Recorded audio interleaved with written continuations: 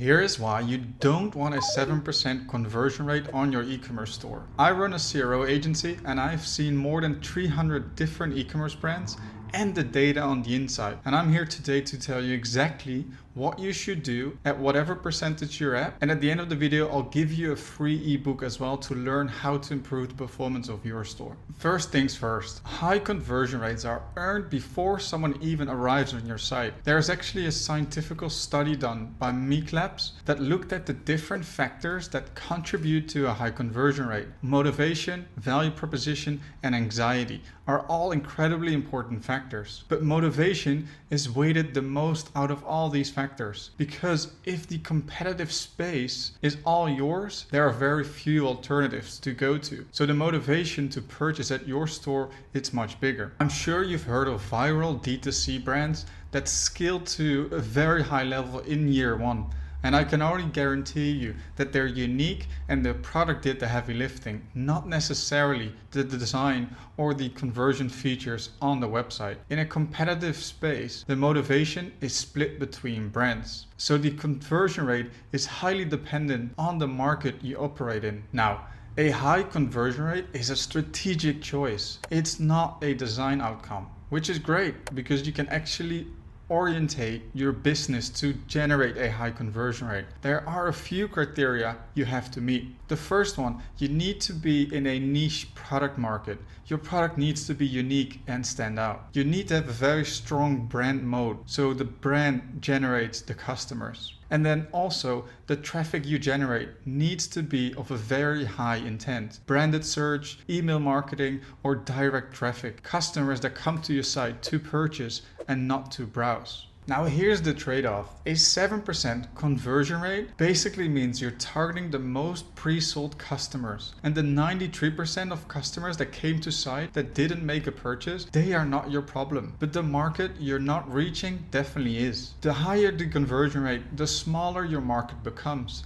But often a just 2% conversion rate of a big market with lots of users often actually beats a small market with a high conversion rate. So clients saying that their conversion rate is good enough basically means they're leaving money on the table and they should scale their business. So often new businesses perform very well when it comes to their conversion rate because they're currently targeting just their friends and family. They already will make that purchase without even being sold to. It's a very small market with a very high conversion rate. But once you reach your area, your state, your city, your country, of course the audience becomes much bigger. More customers will come to site and you will get more purchases. But your family was already going to make that purchase.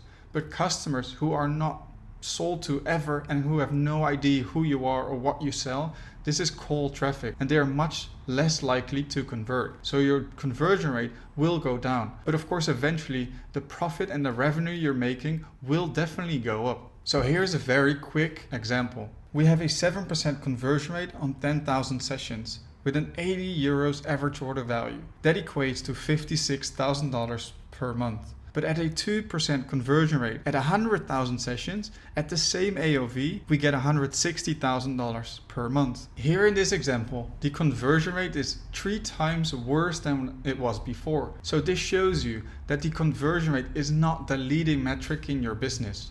It's important to drive down the cost per acquisition. This is of course very important because you want to acquire that customer, make sure they have repeat purchases, so you increase the lifetime value of that customer. And then eventually the ratio between the cost per acquisition and the lifetime value is how much you can spend to acquire these customers. So conversion rate is a factor in this whole formula and it's definitely not the driver. But as with everything in business, you need to optimize these metrics each individually, so as a whole they generate a better, healthy and bigger business. A lot of times when I'm talking to new clients, they often say, my conversion rate is already good enough. But as I've just explained, the conversion rate is a dynamic metric. Imagine this. Currently the conversion rate is at 3%. Through A/B testing, we're maybe able to get it up to 3.5%. But that's not where it stays at, because if we improve the conversion rate, you get more orders, you get more revenue, and that of course feeds the business. If you're running ads, then now you have a bigger budget to spend on ads. And that allows you to get more cold traffic into your funnel. You spend more on ads, you get more traffic, cold traffic, so your conversion might go back to 3, just like where it was before. But now with more traffic, more revenue, and eventually more profit. Another scenario we see often is that we're asked, where can we get the conversion rate to? We're currently at 3%. Would it be achievable to get it to 4%? It's the same scenario and the same answer. It's not a destination, but through A/B testing, we improve the site slightly, and by compounding these wins, we're able to generate more revenue for the business that gets fed into the machine that eventually generates more traffic. And then we're just back at where we were before. So it's not a metric you consistently improve. It's a metric that drives the business forward. So now, what can you do with this information? Every business is at a different stage, but the improvement of the conversion rate is a never-ending story. It can always get better. If it's not overall, it could be for certain traffic sources or other segments on your site. But if you're an early stage business, you want users to be able to make that purchase. You want to remove any friction and kind of simplify the experience to make sure that your funnel just works. And once you get to the next stage, this is where you want to remove all the friction and improve that conversion rate significantly. And then once you've passed that stage and you've reached a stable business, this is where you want to improve the stickiness of your business. You want to make sure you build a brand. You want customers to come back. And this is where you improve that lifetime value. And that is crucial to the performance of your business. I'm not saying that you shouldn't do these things early on when you can,